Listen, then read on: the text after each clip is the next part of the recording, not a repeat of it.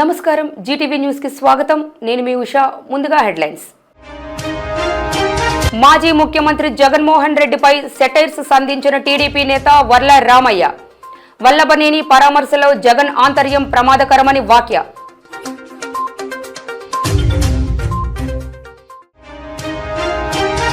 Syndrome నియంత్రణకు రాష్ట్ర ప్రభుత్వం సంసిద్ధం విలేకరుల సమావేశంలో వైద్యారోగ్య శాఖ మంత్రి సత్యకుమార్ యాదవ్ వెల్లడి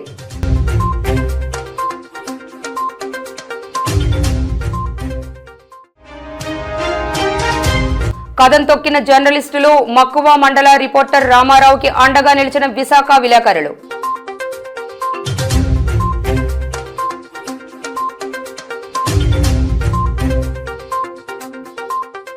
జైల్లో ఉన్న ముద్దాయిలను పరామర్శించడం అంటే మాజీ ముఖ్యమంత్రి జగన్మోహన్ రెడ్డికి ఎందుకంత ఇష్టమో తెలియదని టీడీపీ సీనియర్ నాయకులు వర్ల రామయ్య సెటైర్ వేశారు. జైల్లో ఉన్న వైసీపీ నేత వల్లభనేని వంశీని కలిసేందుకు వెళ్లడం వెనుక జగన్మోహన్ రెడ్డి కుతంత్రం అత్యంత ప్రమాదకరమంటూ ఆయన అభిప్రాయం వ్యక్తం చేశారు. గౌరవ జగన్మోహన్ రెడ్డి గారు ఇటీవల వరకు ముఖ్యమంత్రిగా పనిచేశారు 5 సంవత్సరాలు మన రాష్ట్రానికి. ఆ 5 సంవత్సరాలు ఆంధ్ర రాష్ట్ర ప్రజల అదృష్టమా దురదృష్టమా అని నేనైతే చెప్పను, కానీ ఆ 5 సంవత్సరాల పరిపాలన మాత్రం ఒక అరాచక పరిపాలన, ఒక అప్రజాస్వామిక పరిపాలన, ఒక దౌర్జన్య పూరిత పరిపాలన, రాక్షస పరిపాలన అని మాత్రం నేను నొక్కి వక్కాడించగలను. అది కూడా పక్కన పెడదాం. నిన్నగాక మొన్న వల్లభనేని వంశీ మోహన్ అని ఒక వెటర్నరీ డాక్టర్, అక్కడ మాజీ ఎమ్మెల్యే, ఒక కరడుగట్టిన అసాంఘికవాది, అసాంఘిక శక్తి, భూ కబ్జాదారుడు, దళిత వర్గాల మీద దాడి చేసే వ్యక్తి, మహిళలంటే ఏమాత్రం గౌరవం లేని వ్యక్తి, అటువంటి వ్యక్తిని అతని మీద చాలా కేసులు రిజిస్టర్ అయి ఉన్న నేపథ్యంలో ఒక ఎస్సీ కులానికి చెందిన వ్యక్తిని కిడ్నాప్ చేసి హింసించి అతను కోర్టులో అంతకుముందు ఇచ్చిన సాక్ష్యాన్ని, అంతకుముందు పోలీసులకు ఇచ్చిన సాక్ష్యాన్ని వక్రీకరించి కోర్టులో సాక్ష్యం ఇచ్చేటట్లుగా చేసి బలవంతం చేసిన ఒక దౌర్భాగ్యుణ్ణి, దుర్మార్గుణ్ణి పోలీసులు అరెస్టు చేస్తే ఆయన విజయవాడ డిస్ట్రిక్ట్ జైల్లో రిమాండ్ ఖైదీగా ఉంటే నవ్వుతున్నావు అప్పుడే. రేపు ఆయన్ని పరామర్శించడానికి వెళ్తున్నారట. జగన్మోహన్ రెడ్డి గారు గౌరవ వంశీ గారిని పరామర్శించడానికి వెళ్తున్నారట. ఎంత అనుబంధమయ్యా మీ ఇద్దరికి జగన్మోహన్ రెడ్డి గారు. నేను సార్ అనేవాడిని, అయ్యలోకి వచ్చేప్పుడు ఎంత అనుబంధమయ్యా. ఒక ముద్దాయిని చూడటానికి మీరు చూపిస్తున్న తపన, మీరు చూపిస్తున్న ప్రేమ ఎందుకో రాష్ట్ర ప్రజలకు కూడా తెలియాలి. అందుకే వచ్చాను నేను, నీ గుట్టు విప్పటానికే వచ్చాను నేను.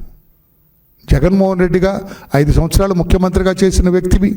మీరు ముఖ్యమంత్రిగా ఉండనే ఈ నీచ నికృష్ట సంఘ వ్యతిరేకైన ఈ వంశీ మోహన్ గారు ఆ గన్నవరం ఎమ్మెల్యేగా అతను సాగించిన అసాంఘిక కార్యక్రమాలు, అకృత్యాలు, దౌర్జన్యాలు, దోపిడీలు, వీటన్నిటిని కూడా పోలీసులు కేసులు రిజిస్టర్ చేసి అరెస్టు చేస్తే అతన్ని పరామర్శించడానికి జైలుకు వస్తావా, జైలుకి వెళ్తావా?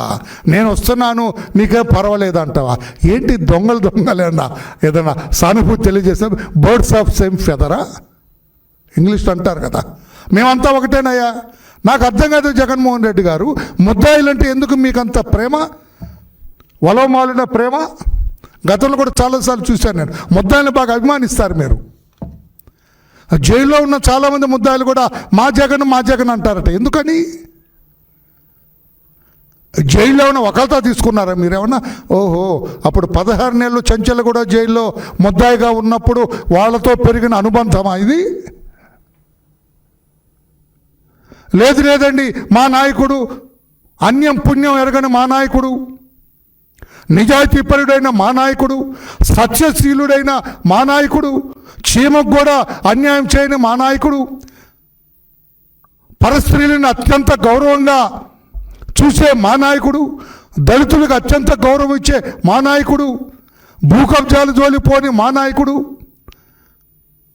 దొంగ పట్టాలు పంచని మా నాయకుడు, పట్టిసీమ మట్టి కొట్టేని మా నాయకుడు, అత్యంత నిజాయితీపరుడైన వంశీ గారిని నేను వెళ్ళి పలకరిస్తే పరామర్శిస్తే తప్పేంటి వర్లరామయ్య గారు అని అంటారా? అంత ధైర్యం చేస్తారా జగన్మోహన్ రెడ్డి గారు?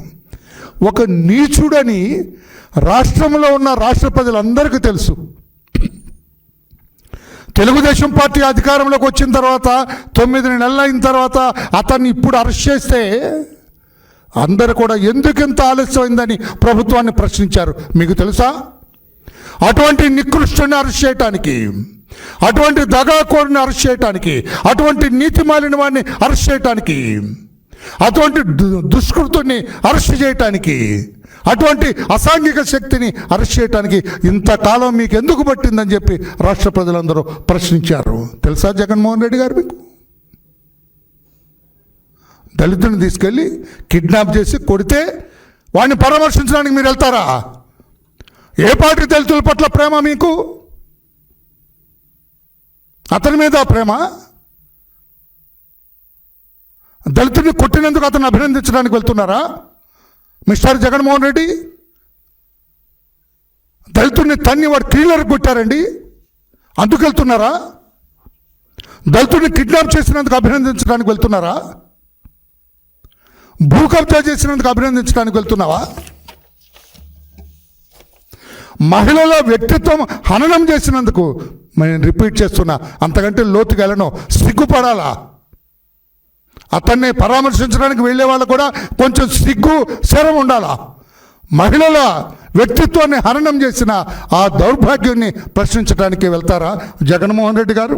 కొండలు, గుట్టలు, చెరువులు, పోలవరం కుడికాలుపై ఉన్న మట్టి, గ్రావెల్ ఇష్టానుసారంగా తవ్వి ప్రకృతిని నాశనం చేసిన వంశీని పలకరించడానికి వెళ్తారా మీరు జగన్మోహన్ రెడ్డి గారు? ఏ పార్టీ న్యాయమయ్యా ఇది? ప్రస్తుతం రాష్ట్రంలో పెరుగుతున్న గుయిలైన్ బారే సిండ్రోమ్ కేసులను ఎదుర్కొనేందుకు వైద్య ఆరోగ్య శాఖ సిద్ధంగా ఉందని ఆ శాఖ మంత్రి సత్యకుమార్ యాదవ్ తెలిపారు. గత ఏడాది నమోదైన కేసులు, అలాగే ప్రస్తుతం నమోదైన కేసుల వివరాలతో పాటుగా వాటి నియంత్రణ ప్రణాళికను ఆయన తెలియజేశారు. రాష్ట్రంలో నమోదవుతున్న గుయిలైన్ బారే సిండ్రోమ్ పై వైద్య ఆరోగ్య శాఖ మరియు రాష్ట్ర ప్రభుత్వం నిరంతరం అప్రమత్తంగా ఉంది. వైద్య ఆరోగ్య శాఖ ఉన్నతాధికారులు, అదేవిధంగా శాఖ ప్రత్యేక ప్రధాన కార్యదర్శి ఎంటీ కృష్ణబాబు గారు, నేను కూడా నిరంతరం దీని మీద సమీక్షలు నిర్వహిస్తూ ఉన్నాం. ఈరోజు కూడా గౌరవ ముఖ్యమంత్రి వర్యులు నారా చంద్రబాబు నాయుడు గారిని విషయంపై కలిసి వారు కూడా సమీక్ష నిర్వహించారు. గతంలో నమోదైన జీబీఎస్ కేసుల వివరాలని పూర్తి స్థాయిలో విశ్లేషించి ఈ వ్యాధి సోకడానికి మరియు విస్తరించడానికి కారణాలను తెలుసుకోవాలని ముఖ్యమంత్రి గారు సూచించారు. వారికి మేము చెప్పినప్పుడు గత సంవత్సరం మొత్తం రాష్ట్రంలో 301 కేసులు నమోదయ్యాయని చెప్పినప్పుడు వారి 301 కేసుల్ని ఒక్కొక్క కేసుని విడిగా విశ్లేషించి కారణాలు ఏంటి, ఇంత పెద్ద మొత్తం రావడానికి ప్రతి సంవత్సరం వస్తూ ఉంటాయి, కానీ గత సంవత్సరాన్ని తీసుకొని ఒకసారి విశ్లేషించాల్సిందిగా వారు కోరడం జరిగింది. మనం 2024 సంవత్సరాన్ని చూస్తే 17 ప్రభుత్వ ఈ సర్వజన ఆసుపత్రుల్లో మొత్తం 301 కేసులు 10 ఆసుపత్రుల్లో నమోదయ్యాయి. 17 ఉంటే 10 ఆసుపత్రుల్లో నమోదయ్యాయి. అత్యధికంగా గుంటూరు జీజీహెచ్లో 115, కాకినాడ జీజీహెచ్లో 45, విజయవాడలో 45, కర్నూలులో 33, విశాఖపట్నం కేజీహెచ్లో 28, నెల్లూరులో 21 నమోదయ్యాయి. 4 జీజీహెచ్లో 1 నుంచి 8 దాకా కేసులు నమోదయ్యాయి.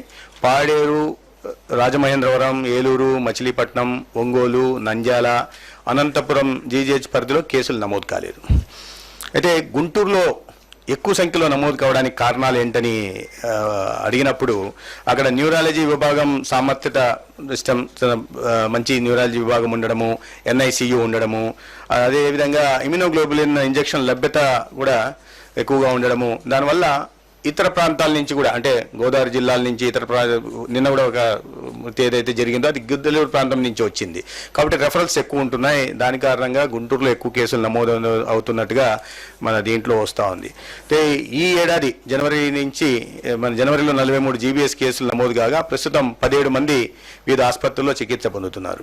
విశాఖలో గత వైసీపీ ప్రభుత్వంలో భారీ ఎత్తున నాలా పన్ను ఎగవేత జరిగిందని, పెద్ద ఎత్తున వైసీపీ నేతలు 100 కోట్లు నాలా పన్ను బకాయి పడ్డారన్నారు జనసేన నేత కార్పొరేటర్ పీతల మూర్తి యాదవ్.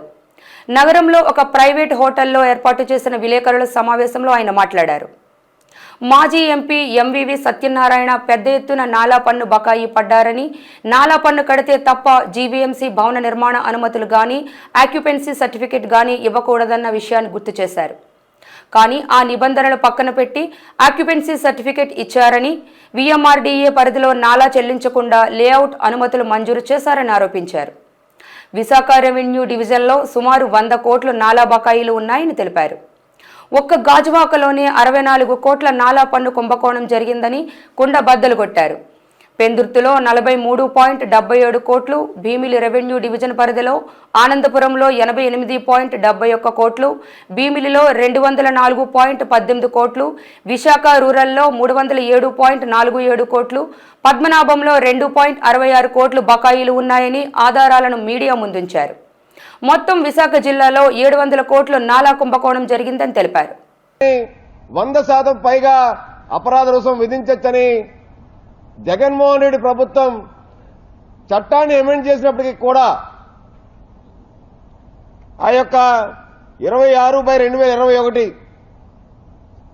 అసెంబ్లీ సాక్షిగా నాలా చట్టాన్ని అమెండ్ చేసి ఉన్నప్పటికీ కూడా గత వైసీపీ ప్రభుత్వంలో సాక్షాత్తు విజిలెన్స్ అండ్ ఎన్ఫోర్స్మెంట్ అధికారులు ఎవరైతే నాలా పన్ను ఎగవేతదారుల యొక్క జాబితాని రిలీజ్ చేసి వాళ్ళు నోటీసులు ఇవ్వమని చెప్పి ఏదైతే ఆ యొక్క యజమానులకి నాలా పన్ను ఎగవేతదారులకి నోటీసులు జారీ చేశారో, ఎందుకు వైసీపీ ప్రభుత్వ హయాంలో నాలా పన్నును వసూలు చేయలేదు? ఈ నాలా పన్ను వసూలు చేయకుండా నోటీసులు ఇచ్చి కోట్ల రూపాయలు వీళ్ళు ఆ యొక్క పన్ను ఎగవేతదారుల దగ్గర నుంచి వైసీపీ నేతలు కొట్టేశారనేటువంటి అభియోగాలున్నాయి. సాక్షాత్తు జీవీఎంసీ మహావిశాఖ నగరపాలక సంస్థ పరిధిలో ఒక ప్లాన్ అప్రూవల్ ఇవ్వాలంటే, వ్యవసాయేతర భూమి కింద కన్వర్ట్ చేయాలంటే ముందర నాలా పన్ను రసీదుని జీవీఎంసీ ప్లాన్ అప్రూవల్ పెట్టేటప్పుడే జతపరచాలి. అలాంటిది నాలా పన్ను చెల్లించకుండా ప్లాన్ అప్రూవల్ ఇచ్చేయడమే కాకుండా ప్లాన్ అప్రూవల్లో నాలా పన్ను ఆక్యుపెన్సీ సర్టిఫికెట్ ఇచ్చే లోపల చెల్లించొచ్చనేటువంటి వెసులుబాటు కూడా కొంతమంది అవినీతి అధికారులు జీవీఎంసీలో గత కొన్నేళ్లుగా వాళ్ళకి పరిపాటిగా వచ్చేసి ఆ నాలా పన్ను ఎగవేతదారులు కొమ్ము కాసి వాళ్ళ దగ్గర లక్షల రూపాయలు జీవీఎంసీ ప్లానింగ్ అధికారులు తీసుకొని ఆ నాలా పన్ను ఎగవేతకి వాళ్ళు తోడ్పాటు పడ్డారు. ప్రభుత్వ ఆదాయానికి గండి కొట్టకుండా మొత్తం నాలా డబ్బులు రికవరీ చేయాలని చెప్పి కోరుతా ఉన్నాను. ఖచ్చితంగా దీని మీద రాష్ట్ర ముఖ్యమంత్రి గారికి, రెవెన్యూ శాఖ మంత్రి గారికి, మున్సిపల్ శాఖ మంత్రి గారికి, చీఫ్ సెక్రటరీ గారికి కూడా రేపు లేఖ రాయబోతా ఉన్నాము. ఏపీఆర్ సెట్ ద్వారా ఆంధ్ర యూనివర్సిటీలో ప్రవేశాలు పొందిన పరిశోధక విద్యార్థులు ఏయూ రిజిస్టర్ ఆఫీస్ ముందు ఆందోళనకు దిగారు. 2019-20 నోటిఫికేషన్ ద్వారా వచ్చిన తమకు ఇప్పటి వరకు pre PhD, viva, pre talk award ప్రదానం గాని చేయలేదని వాపోయారు. ఏయూ టీడీఆర్ హబ్లో 617 మంది పరిశోధక విద్యార్థులుగా ఉన్నా తాము యూనివర్సిటీ వారికి ఎన్నోసార్లు మొరపెట్టుకున్నా ఫలితం లేకపోవడంతో ఆందోళన బాట పట్టాల్సి వచ్చిందని, ఇప్పటికైనా తమకు న్యాయం చేయాలని నిరసనకారులు కోరారు.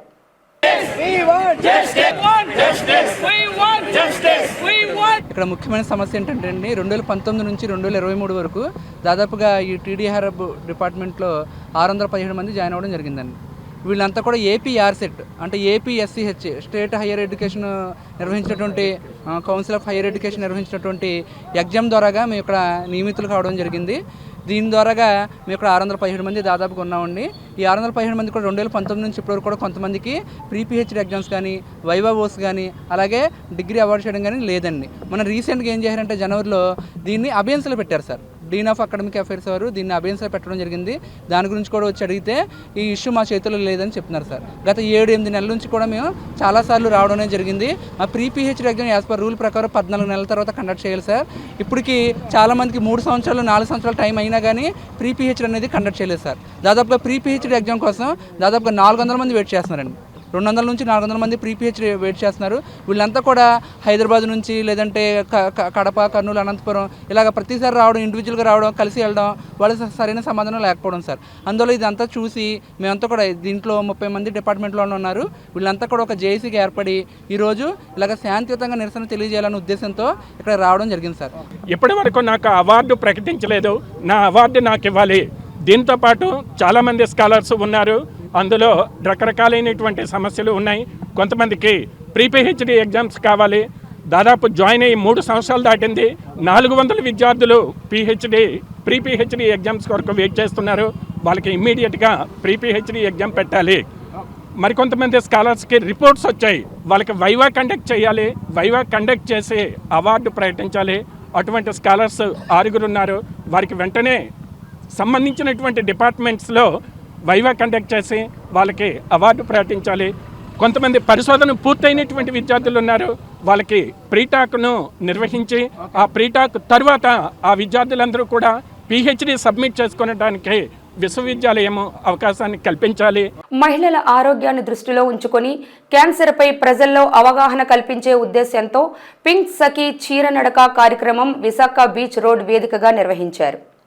ఈ కార్యక్రమానికి నగర ప్రథమ పౌరురాలు మేయర్ హరివెంకట కుమారి ముఖ్య అతిథిగా పాల్గొన్నారు. ఈ కార్యక్రమంలో వైజాగ్ లోటస్ మహిళా శిశు ఆసుపత్రి సిబ్బంది, ప్రాంతీయ నిర్వహణ అధికారి ప్రేమ్ కుమార్, రాధిక, మానవ వనరుల అధికారి అనిత, నిర్వహణ అధికారి భానుప్రసాద్, సహాయ నిర్వహణ అధికారి శివ, వెంకటేష్లతో పాటుగా నర్సింగ్ సిబ్బంది ఉత్సాహంగా పాల్గొన్నారు. క్యాన్సర్పై ప్రజలకు అవగాహన కల్పించేందుకు వారంతా కదం తొక్కారు. ఈ సందర్భంగా ప్రత్యేక అతిథిగా ప్రముఖ సినీ నటి గౌతమి హాజరై మహిళల ఆరోగ్య పరిరక్షణపై మాట్లాడారు. క్యాన్సర్ను ముందుగా గుర్తించి చికిత్స తీసుకుంటే ప్రాణాలను రక్షించుకోవచ్చని, మహిళలు తమ ఆరోగ్యాన్ని నిర్లక్ష్యం చేయకుండా ప్రాధాన్యత ఇవ్వాలని సూచించారు. క్యాన్సర్పై అవగాహన కల్పించేందుకు ఇలాంటి కార్యక్రమాలు మరిన్ని జరగాలని పలువురు ప్రముఖులు అభిప్రాయపడ్డారు. Vizag Pink and create more awareness about this dreaded thing. We can have a word from you, ma'am. కార్యక్రమం ద్వారా మనకి ఇంత పెద్ద కార్యక్రమము రోహిత్ మెమోరియల్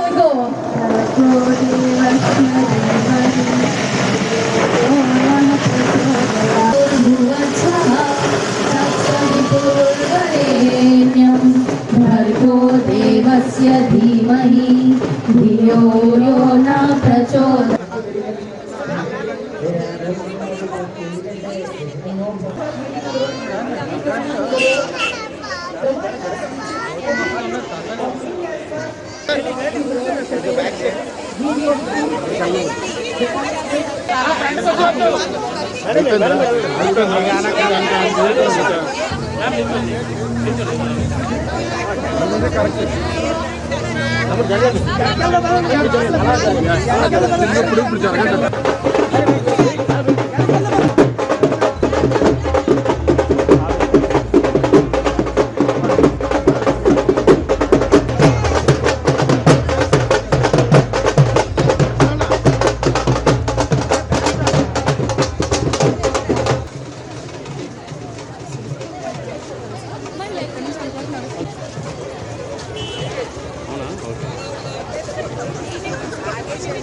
నేను ఆఫీస్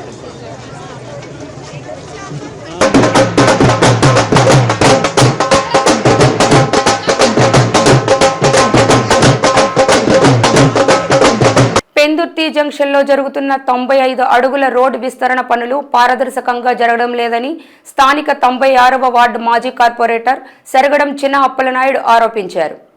రోడ్డుకి ఇరువైపులా నివాసం ఉంటున్న స్థానిక బాధితులు సెరగడం చిన్న అప్పలనాయుడుకు వారి సమస్యను తెలపడంతో వెంటనే ఆయన రోడ్డు పనులను పరిశీలించారు. అనంతరం ఆయన మీడియాతో మాట్లాడుతూ రోడ్డుకు ఇరువైపులా నివాసం ఉంటున్న ఇళ్లను, దుకాణాలను అకస్మాత్తుగా జేసీబీతో కూల్చివేయడం ఎంతవరకు సమంజసమని ప్రశ్నించారు. రాష్ట్ర ప్రభుత్వ అభివృద్ధి పనులకు తాము ఎప్పుడూ ఆటంకం కాదని తెలిపారు. అభివృద్ధికి తమ వంతు సహాయ సహకారాలు అందిస్తామని, కానీ ఈ క్రమంలో ముందస్తు నోటీసులు జారీ చేయకుండా దుకాణాలు, ఇళ్లను కూల్చడం మాత్రం ముమ్మాటికి తప్పేనని అన్నారు. ఈ విషయమై అధికారులు మరోసారి పునరాలోచించి ఇరువైపులా పారదర్శకంగా విస్తరణ చేపట్టాలని కోరారు. మళ్ళీ తర్వాత అటు 47.5 అన్నారు. అది సక్రమంగా చేయకుండా ఒక పక్క 40, ఒక పక్క 50 ఇలా తగ్గొడుతున్నారు. కానీ ప్రజలైతే స్వచ్ఛందంగా ఇవ్వడానికి రెడీగా ఉన్నారు. కాకపోతే వాళ్ళకి నష్టపరిహారం కోరుతున్నారు. నష్టపరిహారం ఇచ్చి స్వచ్ఛందంగా వచ్చి తీసుకోమని చెప్పి మేము జీఎంసీ వారిని కోరుతున్నాం. దాని మీద అందరం బతికివ్వాలి. అది ఎలాగో తీసుకొని సంతకాలు పెట్టేసి ఆ చెరువుకు తీసేసుకుని బిల్డింగ్ కట్టించారు. ఎక్కడెక్కడ లేని వాళ్ళకి పూర్ణ మార్కెట్ కాడ నుంచి వచ్చిన వాళ్ళకి అందరికీ అక్కడ బిల్డింగ్లు ఇచ్చినారు. ఆ చెరువు కింద బతికిన వాళ్ళకి ఒక ఇల్లు ఇవ్వలేదు ఎవరికి. మరి ఆ చెరువు ఒక ఇల్లు ఇవ్వలేదు ఎవరికి. లేదా పోనీ సరే అయిపోయింది ఊరుకున్నాం. ఇప్పుడు ఇలా కట్టుకొని అందరూ బతుకుతున్నారు. పిల్లలు తల్లులు అందరూ బతుకుతారు. ఇప్పుడు ఒక పక్క ఒక దగ్గర 50 తెస్తాను, ఒక పక్క 40 తెస్తాను, ఒక కాడ 30 తెస్తాను, ఒక కాడ 20 తెస్తాను. ఇటుకాసే 48 రాశారు. ఎందుకు మరి మాకు అందుకే అడ్డిరాం మేము అందుమని బతుకుతున్నాము. బొర్రమని బతుకుతున్నాము. ఉన్నందుకు ఇల్లు ఉండవు. కట్టుకోలేదు వ్యాపారాలు చేసి బతుకుతాం. అయ్యలే వైలా తీసుకుంటారు. ఇప్పుడు కాలం మేము ఎలా బతకాలి చెప్పండి. ఆనందపురంలో సుమారుగా 1 కిలోమీటర్, ఇదొక కిలోమీటర్, అదొక కిలోమీటర్, దగ్గర 2 కిలోమీటర్లు రోడ్డు వైండింగ్ చేస్తున్నారు. ఈవేళ ఈ రోడ్డు వైండింగ్ చేసేటప్పుడు ఈ రోడ్డు అవసరమా కాదా? ఈవేళ 4 కోట్ల రూపాయలతో ప్రభుత్వ ధనంతో ఈ రోడ్డు వైండింగ్ చేస్తున్నారు. ఇంతకు పూర్వం ఈ రోడ్డు నేషనల్ హైవే రోడ్డు అయితే ఎంత రోడ్డు వైండింగ్ చేసినా ప్రజలకి, లారీలకి అవసరం. ఈవేళ ఈ నేషనల్ హైవే రోడ్డుని తీసుకెళ్ళి అక్కడ మన పక్క నుంచి బైపాస్ రోడ్డు వేసారు. అటు అక్కిరెడ్డిపాలెం నుంచి తిన్నగా అక్కడ రాంపురం వెళ్ళే వరకు ఉన్నటువంటి దీంట్లో బైపాస్ వేశారు. ఎప్పుడైతే నేషనల్ హైవే రోడ్లో బైపాస్ రోడ్డు వేశారో ఈ పాత ఉన్నటువంటి ఎగ్జిస్టింగ్ రోడ్డు అది నార్మల్ రోడ్ అయిపోతుంది ఆటోమేటిక్గా. ఇటువంటి పరిస్థితుల్లో ఇది 100 అడుగుల రోడ్డు అవసరమా? ఇక్కడ రాచరి వెళ్తారు, అక్కిరెడ్డిపాలెం వాళ్ళు వెళ్తారు, ఎస్ఆర్పురం, దోబాలం, జుత్తాడు, ఒక 4 గ్రామాలకి ఇది చిన్న సర్వీస్ రోడ్డు. ఇది ఈ సర్వీస్ రోడ్డు 100 అడుగుల రోడ్డు అవసరమా విస్తరణ చేయడం? ప్రజలకు అవసరమైతే తప్పనిసరిగా చేయాలి. మేము అభివృద్ధికి ఆటంకదారులం కాదు, ప్రభుత్వ పనులకు ఆటంకదారులం కాదు. ప్రజలకు ఇబ్బంది కలగకుండా మీరు పదవుల్లో కూర్చున్నటువంటి వ్యక్తులు కానీ, నాయకులు కానీ పని చేయవలసినటువంటి ఆవశ్యకత ఉంది. పని చేయాలి. మన స్వార్థ ప్రయోజనాలకి ఇది ఈ రోడ్లు వాడుకోకూడదు. మీరు కానీ, మేము కానీ, ఎవరైనా. ఇది ఉన్నటువంటి రోడ్డుకి 10 అడుగులు సరిపోతుంది, లేదా 50 అడుగులు కూడా అవసరం లేదు. ఇక్కడ అవసరం లేని రోడ్లు దేనికి వేస్తున్నారు? మీరు వేస్తున్నారు. టీడీఆర్లు ఇవ్వండి. 3 రెట్లు 4 రెట్లు ఎలాగ తవ్వేశారు కాలువలో. 4 రెట్లు 5 రెట్లు టీడీఆర్లు ఇచ్చి అప్పుడు పూర్తి చేయండి. అంతవరకు ఈ రోడ్లు అవి వేయడానికి వీలు కాదు. ఇది సమాజంలో ఆర్యవైశ్యులు రాజకీయంగా ఎదిగిన నాడు సమస్యలనేవే తలెత్తవని రాష్ట్ర ఆర్యవైశ్య మహాసభ అధ్యక్షుడు రామ సత్యనారాయణ అన్నారు. గాజువాక గుండా గురుమూర్తి కళ్యాణ మండపంలో ఆర్యవైశ్య సంఘం విశాఖ రూరల్ జిల్లా కార్యవర్గ సభ్యుల ప్రమాణ స్వీకారం జరిగింది. ఈ సందర్భంగా రామ సత్యనారాయణ మాట్లాడుతూ సేవా దాతృత్వంలో ఆర్యవైశ్యులకు మించిన వారు లేరన్నారు. ఇలాంటి పరిస్థితుల్లో రాజకీయ ప్రాధాన్యాన్ని ప్రతి ఒక్కరూ గుర్తించాలన్నారు.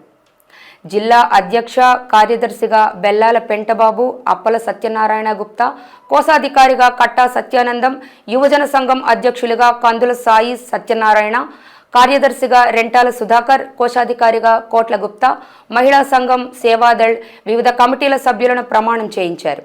కార్యక్రమంలో రాష్ట్ర జిల్లా కమిటీ ప్రతినిధులు, ఆర్యవైశ్యులు పాల్గొన్నారు.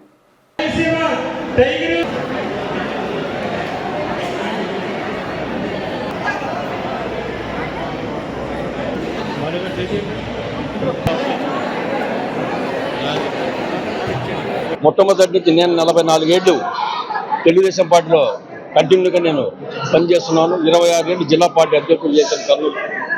ఆర్యవైశ్య సోదరులు ఎక్కడన్నా ఇబ్బంది ఉన్నా ఆర్యవైశ్య సోదరులకు వచ్చి ఎవరైనా ఇబ్బంది పెట్టినా వాళ్ళకు అండదండగా నిలబడి వాళ్ళని కాపాడుకునే దానికి రాష్ట్రమంతా పర్యటించాను. రాష్ట్రంలో ఏ వయసు సోదరులు జోలికి వచ్చినా, ఏ వయసు సోదరులు ఇబ్బంది పెట్టినా వాళ్ళ తాట తీసానని చెప్పి, వాళ్ళ ధైర్యం చెప్పి, వాళ్లకు నేనున్నాను అని ఒక ధైర్యం చెప్పి, వయస్సులు కూడా బయటికి తెచ్చి, మీరు మీ అమ్మడి నేనుంటాను, మీరు కూడా బయటకు వస్తే మనం 10 మంది అన్నాలు పెడతాము, దానం చేస్తాము, డబ్బులు పోగొట్టుకుంటాము. కానీ రాజకీయాలు వచ్చేప్పుడు వెనకబడుతున్నాము. రాజకీయంగా కూడా ఎదగాలి, మీరు ముందుకు రావాలి. ఎందుకంటే ఈ పరిస్థితుల్లో రాజకీయాలు అవసరం. రాజకీయాలు లేకుండా మన ఆస్తులు గుంజుకొని కబ్జా చేసిన దొంగ కొట్టులు కూడా చాలా మంది ఉన్నారు. గత ప్రభుత్వంలో ఎంతో మంది మానభంగాలు జరిగినాయి.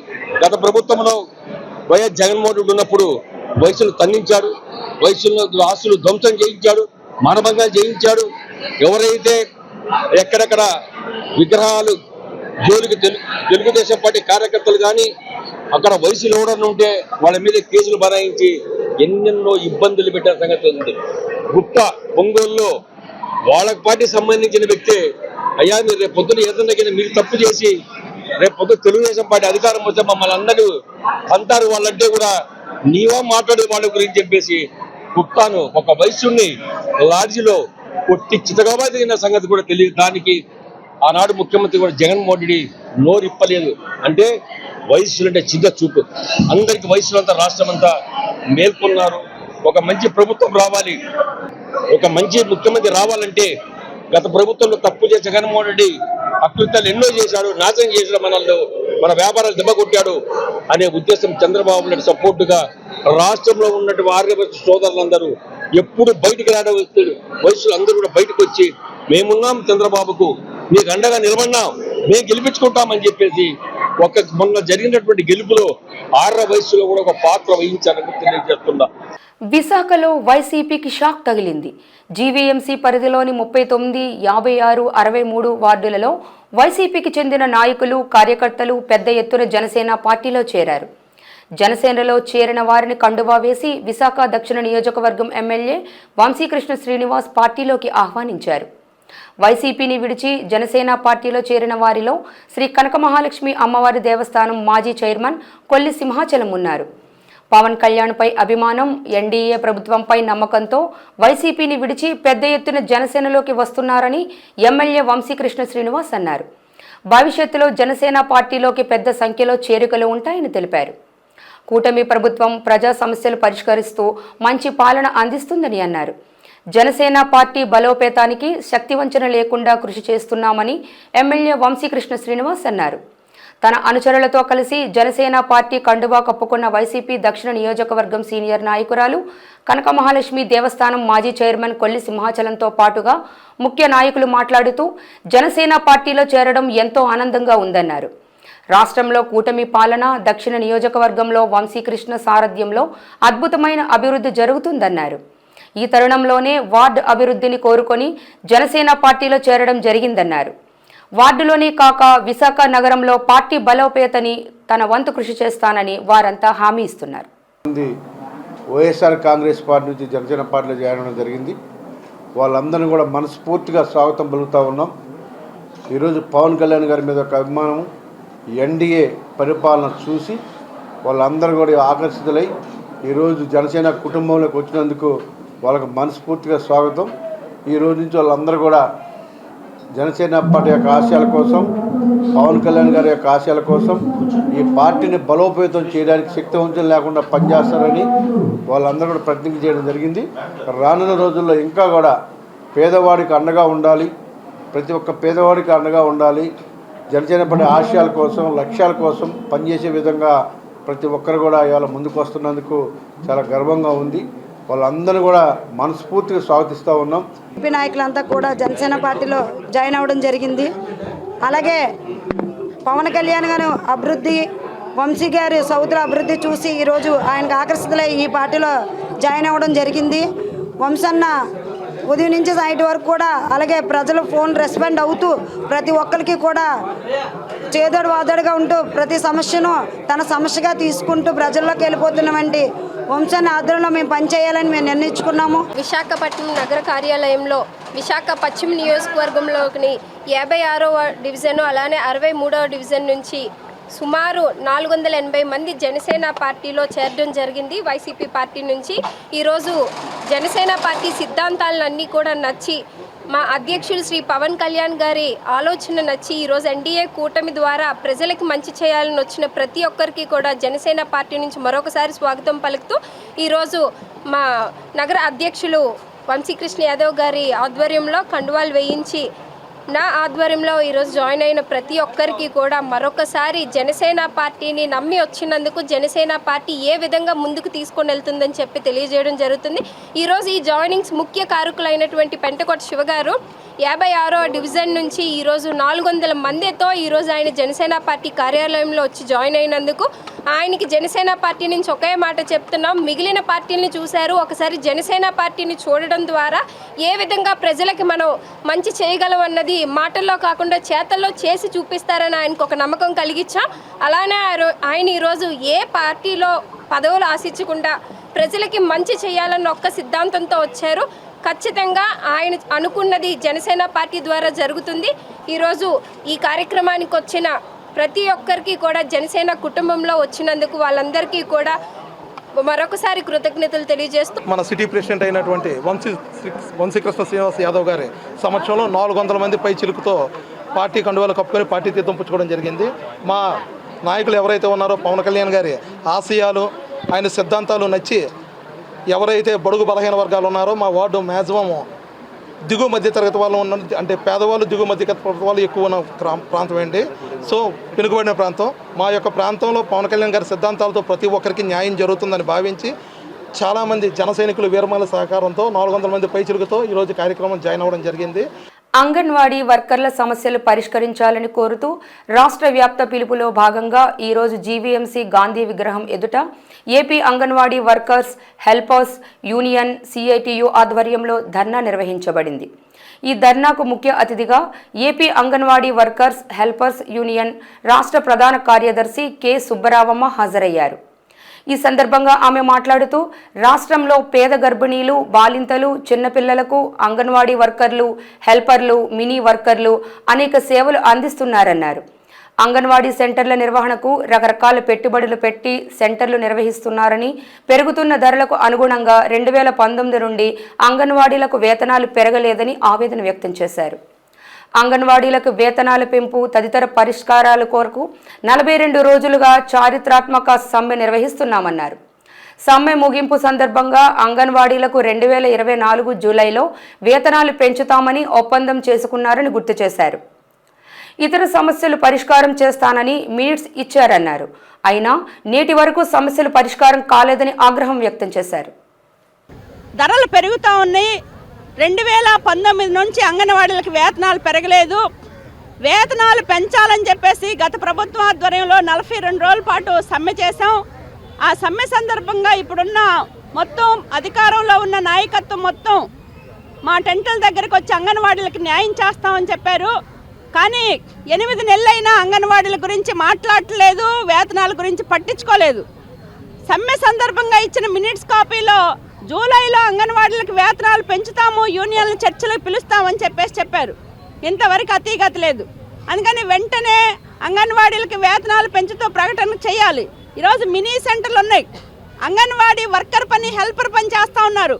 కానీ కేవలం హెల్పర్ల వేతనాలే ఇస్తూ ఉన్నారు. మినీలు మెయిన్గా చేస్తామని చెప్పేసి ఈరోజు ఫైనాన్స్లో ఫైల్ ఉందని చెప్పేసి దాదాపు 7-8 నెలల నుంచి తాత్సారం చేస్తూ ఉన్నారు.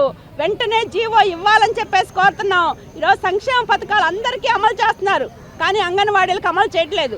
హెల్పర్లకు వచ్చేది 7,000 వేతనం, మినీలకు వచ్చేది 7,000, వర్కర్లకు వచ్చేది కేవలం 11,500.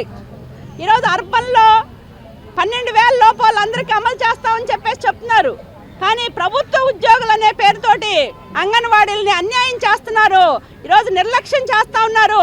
ప్రభుత్వ ఉద్యోగులు అనే మాటను తొలగించి వెంటనే సంక్షేమ పథకాలు అమలు చేయాలని చెప్పేసి కోరుతున్నాం. రాజం ఎమ్మెల్యే కొండ్రు మురళీమోహన్ తన కార్యాలయంలో ప్రజా దర్బార్ కార్యక్రమం నిర్వహించి నియోజకవర్గ ప్రజా సమస్యల పరిష్కారం కోసం వినతులు స్వీకరించారు. ఇందులో రెవెన్యూ, కాలువలు, రోడ్లు తదితర సమస్యలపై 80కి పైగా వినతులు స్వీకరించారు. త్వరలో వీటిని పరిష్కారం చేస్తానని హామీ ఇచ్చారు.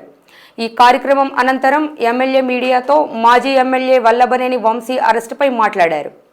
గత ప్రభుత్వంలో అధికారం అండతో వైసీపీ ప్రభుత్వం శాశ్వతమని భావించి తెలుగుదేశం పార్టీ కార్యాలయంపై తన ప్రోద్బలంతో దాడి చేసినట్లు ప్రజలకు తెలుసన్నారు. తెదేపా అధినేత ముఖ్యమంత్రి చంద్రబాబు తన సతీమణి భువనేశ్వరిపై తీవ్రమైన పదజాలంతో దూషించడం రాష్ట్ర ప్రజలు గమనించారన్నారు. 100 కోట్ల రూపాయలు అవినీతి చేసిన వంశీపై ప్రభుత్వం చట్టపరమైన చర్యలు తీసుకుందని పేర్కొన్నారు. ముఖ్యమంత్రి చంద్రబాబు ఇప్పటికే ఎన్నికల ముందు ఇచ్చిన హామీలను ఒక్కొక్కటిగా నెరవేరుస్తూ వస్తున్నారని, సూపర్ 6లో ఇచ్చిన హామీలన్నీ చంద్రబాబు నెరవేరుస్తున్నారన్నారు. రాజాం నియోజకవర్గంకు సంబంధించి under ground drainage, stadium, PG centre ముఖ్యమంత్రి చంద్రబాబు దృష్టిలో ఉంచామని, త్వరలో ఇవి రానున్నాయన్నారు. చంద్రబాబు నాయుడు గారిని కానీ వారి మిస్సెస్ని కానీ ఏ విధంగా మాట్లాడారో ఈ రాష్ట్రం అంతా కూడా చూడడం జరిగింది. అలాగే గన్నవరంలో మరి 100 కోట్ల రూపాయలు అవినీతి జరిగింది అనేది అన్ని పేపర్లు కూడా కోడే కూసాయి. నేనేమంటానంటే ప్రతిదానికి కూడా న్యూటన్ థర్డ్లా ఎగ్జిబుల్ అవుద్ది. Every reaction there is an equal and opposite reaction. Telugu Desam party కార్యాలయం మీద అటాక్ జరిగింది, అది ఆయన ప్రార్థనతో జరిగింది అనేది అందరికీ తెలిసిన విషయం. సో ఇది ఒక గుణపాఠం కావాలి. ఏ పార్టీ ఆఫీసు మీదైనా ఎవరైనా అటాక్ చేస్తే ఈ విధమైన ఇబ్బందులు వస్తాయనేది గమనించాలని అందరినీ కోరుతున్నాం. ఎవరి మీద కోపం కానీ ఎవరిని ఇబ్బంది పెట్టాలని నేచర్ అయితే చంద్రబాబు నాయుడు గారిది కాదు. ఎవరైతే తప్పులు చేశారో వారి మీద యాక్షన్ తీసుకోవడం జరుగుతుంది. విశాఖ రైల్వే స్టేడియం స్పోర్ట్స్ కాంప్లెక్స్లో అన్లిమిటెడ్ క్రికెట్ క్లబ్ ఆధ్వర్యంలో యూసీసీ T20 క్రికెట్ టోర్నమెంట్ ప్రారంభమైంది. ఈ కార్యక్రమానికి ముఖ్య అతిథిగా హాజరైన ఏసీఏ ఉపాధ్యక్షుడు ప్రశాంత్ ముందుగా క్రికెట్ టోర్నీని ప్రారంభించి జట్టు ఆటగాళ్లను పరిచయం చేసుకున్నారు. అనంతరం మొదటి మ్యాచ్ ప్రారంభానికి ఆయన చేతుల మీదుగా టాస్ వేశారు. అనంతరం ఆయన మాట్లాడుతూ క్రీడారంగంలో ప్రతిభ కనబరిచిన వారికి ఎప్పుడూ కూడా ప్రాధాన్యత ఉంటుందని అన్నారు. అదేవిధంగా పురుషులతో సమానంగా మహిళా క్రీడాకారులకు కూడా భారతదేశంలో అధిక ప్రాధాన్యత ఇస్తున్నారన్నారు. క్రీడల్లోకెల్లా క్రికెట్కు ఎక్కువ ప్రాధాన్యత ఉందని అన్నారు. అదేవిధంగా ఈ క్రికెట్ టోర్నమెంట్ నెట్తో ప్రారంభమై ఈ నెల 21 వరకు కొనసాగుతాయని, గెలుపొందిన వారికి పలువురు ముఖ్య అతిథుల చేతుల మీదుగా బహుమతులు ప్రదానం చేయనున్నామని తెలిపారు. కార్యక్రమంలో క్రీడాకారులు, నిర్వాహకులు పాల్గొన్నారు. వైజాగ్లో జరిగే యంగ్ ప్లేయర్స్ అందరికీ యూసీసీ అనేది ఒక మంచి ప్లాట్ఫామ్. దాన్ని వీళ్ళందరూ ఎప్పుడు మిస్ అవ్వకుండా ప్రతి ఇయర్ కండక్ట్ చేస్తూ వాళ్ళు సొంతగా ఎక్స్పెండిచర్ అంతా బేర్ చేస్తూ దాన్ని ఇంత బాగా ఆర్గనైజ్ చేయడం, దానికి ఇప్పుడు నన్ను పిలవడం నాకు చాలా హ్యాపీగా ఉంది. అంటే మా కొత్త కమిటీ అందరూ కూడా క్రికెట్ పట్ల చాలా ప్యాషనేట్గా ఉన్న వాళ్ళే ఉన్నారు. కొత్త అసోసియేషన్ అందరూ కూడా ఇప్పుడు లేనిది ఫస్ట్ టైం ఐపీఎల్లో 5 ప్లేయర్స్ ఆంధ్ర నుంచి సెలెక్ట్ అవడం ఇదే ఫస్ట్ టైం. ఇప్పుడు ఐపీఎల్ కూడా 2 మ్యాచెస్ వచ్చినాయి. మొత్తం ఓవరాల్గా క్రికెటింగ్ని ఆంధ్రాలో మేము వచ్చిన తర్వాత ఒక చేంజ్ చూపించాలన్న దాని మీదే చాలా కష్టపడుతున్నాం. డెఫినెట్గా చేసి చూపిస్తాం కూడా. ఒక అకాడమీస్ రన్ చేద్దామని కంప్లీట్గా. కొంతమందికి ఫైనాన్షియల్గా అంత సపోర్ట్ ఉండకపోవచ్చు. ప్లేయర్లో స్కిల్ ఉండి ఫైనాన్షియల్గా ఇబ్బంది పడినా ఏదన్నా మేమే అకాడమీ రన్ చేసి 365 days అక్కడే అకామిడేషను, అక్కడే లాడ్జింగ్, ఫుడ్ అన్నీ అక్కడే పెట్టి, అక్కడే స్టడీస్ కూడా వాళ్ళకి అక్కడే, ట్రైనింగ్ అక్కడే, కోచెస్ అక్కడే ఉంటారు, అన్నీ అక్కడే ఇచ్చి ఈ ప్లేయర్స్ని ఎంతవరకు పుష్ చేయగలమో అన్నీ చేసి అన్ని విధాలుగాను వాళ్ళని యంగ్ టాలెంట్ని బయటికి తీసుకురావాలనేది 16 ఏజ్ నుంచే తీసుకురావాలనేది మా టార్గెట్. ఇప్పుడు లేనిది ఆంధ్రాకి మిథాలీ రాజ్ గారిని పెట్టాం. మిథాలీ రాజ్ గారు అంటే విమెన్ క్రికెట్లో ఆవిడ ఒక లెజెండరీ పర్సనాలిటీ. ఆవిడని తీసుకొచ్చి మన ఆంధ్రాకి ఒక మెంటర్గా పెట్టి ఆవిడ ద్వారా ఇప్పుడు మొన్న మీరు అబ్జర్వ్ చేస్తే 19 ఆంధ్ర నుంచి శబ్నం అనే అమ్మాయి వరల్డ్ కప్ రిప్రజెంట్ చేసింది. అలా ఇంకా ఫర్దర్గా కూడా మీకు ఈ 5 yearsలో 100% మేము చెప్తున్నాం, విమెన్ క్రికెట్లో కూడా చాలామంది ఇండియాని రిప్రజెంట్ చేసే ప్లేయర్స్ వస్తారు. దానికి కావాల్సిన అన్ని విధాలుగాను మేము వర్క్ చేస్తాం. దేశవ్యాప్తంగా జర్నలిస్టుల రక్షణ బాధ్యత కేంద్ర, రాష్ట్ర ప్రభుత్వాలదేనని జాతీయ జర్నలిస్టుల సంఘం కార్యదర్శి గంట్ల శ్రీనుబాబు అన్నారు. పాత్రికేయుల రక్షణ కోసం ప్రభుత్వాలు ప్రత్యేకంగా చట్టం చేయాలని 2 దశాబ్దాలుగా పాత్రికేయ సంఘాలు కోరుకుంటున్నాయని అన్నారు. విజయనగరం జిల్లా మక్కువ మండలం ప్రజాశక్తి రిపోర్టర్ మల్వాడ రామారావుపై అక్కడి టీడీపీ మండల అధ్యక్షుడు వేణుగోపాల్ నాయుడు దాడి చేయడంతో పాటు రామారావును చంపుతానని బెదిరించడంతో ఈరోజు ఏపీ వర్కింగ్ జర్నలిస్టుల federation, AP broadcast journalist association, AP small and medium newspapers అసోసియేషన్ల ఆధ్వర్యంలో రాష్ట్ర వ్యాప్తంగా డీఐజీలు, కమిషనర్లు, కలెక్టర్లు, స్థానిక నాయకత్వాలు వినతి పత్రాలు అందజేశాయి. రాష్ట్ర కార్యవర్గం పిలుపు మేరకు విశాఖలో కూడా డీఐజీ గోపీనాథ్ జట్టి కార్యాలయంలో జర్నలిస్టులంతా కార్యాలయం మేనేజర్ సూర్యారావు, సిసి గణేష్లను కలిసి వినతి పత్రం అందించారు. అంతకుముందు ఏయూ అంబేద్కర్ విగ్రహానికి వినతి పత్రాలు అందించి అక్కడి నుంచి జర్నలిస్టులంతా ర్యాలీగా డీఐజీ కార్యాలయానికి చేరుకున్నారు. ఈ సందర్భంగా జర్నలిస్టులను కాపాడాలని, అలాగే దాడులకు పాల్పడుతున్న వారిపై కఠిన చర్యలు చేపట్టాలని, జర్నలిస్టుల ఐక్యత వర్ధిల్లాలని అంటూ నినాదాలు చేశారు. చాలామంది చిన్న చిన్న నాయకులు చంద్రబాబు నాయుడు గారు లాంటి వాళ్ళని ఆదర్శంగా తీసుకోవాలి. ఇప్పుడు జర్నలిస్టులు ఎన్ని ప్రశ్నలు అడిగినా సరే వాళ్ళు ఎప్పుడు కూడా విసుక్కోరు. ఏదైనా ఉంటే చెప్తారు, లేకపోతే అందరినీ కలుసుకుంటారు, బొజ్జగిస్తారు, అలా చేస్తారు. కేంద్ర మంత్రులను చూసి నేర్చుకోవాలి. ఎదిగి కొద్దీ ఒదిగొండాలి, కానీ చిన్న పదవి రాగానే చంపేస్తాం, నరికేస్తామని చెప్పేసి మారుమూల ప్రాంతాల్లో ఉండే జర్నలిస్టులు బెదిరించడం సరికాదు. ఇటువంటివి చాలా కాలం నుంచి కూడా జర్నలిస్టుల రక్షణకు సమగ్ర చట్టం చేయాలని మేము కోరుతూనే ఉన్నాం. అలాగే జర్నలిస్టుల రక్షణ బాధ్యత కూడా ప్రభుత్వాలదే. ముఖ్యమంత్రి చంద్రబాబు నాయుడు గారు, అలాగే మంత్రి నారా లోకేష్ గారు, ఉప ముఖ్యమంత్రి పవన్ కళ్యాణ్ గారు, వీళ్ళందరూ కూడా ప్రజాశక్తి జర్నలిస్టులకు రక్షణ కల్పించాలని మేమందరం కూడా కోరుతున్నాం. జీటీవీ న్యూస్ ముగించే ముందు హెడ్లైన్స్ మరోసారి. మాజీ ముఖ్యమంత్రి జగన్మోహన్ రెడ్డిపై సెటైర్స్ సంధించిన టీడీపీ నేత వర్ల రామయ్య. వల్లభనేని పరామర్శలో జగన్ ఆంతర్యం ప్రమాదకరమని వ్యాఖ్య.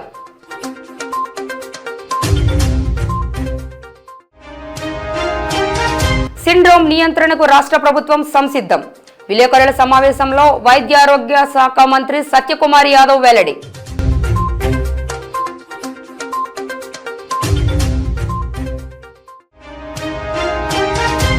కథం తొక్కిన జర్నలిస్టులు, మక్కువ మండల రిపోర్టర్ రామారావుకి అండగా నిలిచిన విశాఖ విలేకరులు.